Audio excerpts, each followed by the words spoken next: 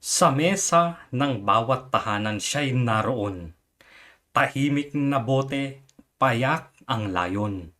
Sa pritong isda, sa adobong sinisinta, si suka ang asim na bumabalanse sa lasa. Ngunit balitang kumalat, mabilis at malupit. Si Pangulong Marcos may talumpating mapanlait. Suka, ba't ba yan laging kasama? Maasim, walang kwenta, anong silbi niya? Narinig ni Suka ang mapait na wika, ngunit siya'y ngumiti, hindi nagalit o nabaon sa luha, bagkos ginawang katatawanan pa. Ano bang alam niya sa aking halaga? Ako'y pamana, kultura at lasa ng masa. Sa adobo ako ang bumabalot sa tamis. Sa kilawin ako ang asim na matamis. Sa sausawan ako ang lambing sa anghang.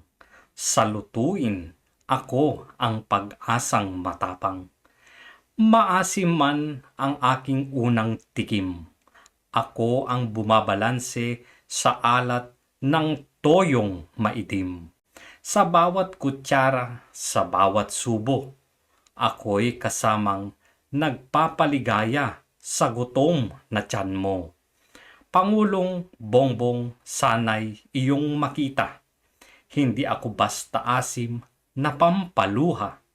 Ako'y tanda ng kasaysayan at kultura. Pagkakaisang Pilipino sa bawat pagsasama. Sa mesa, ako ang tahimik na saksi. Sa tawanan, sa kwentuhan, sa bawat sandali. Maasim man ang unang dating.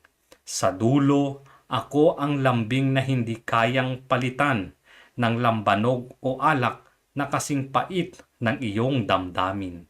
Kaya't kahit laitin ng nasa taas, mananatili akong tapat at wagas.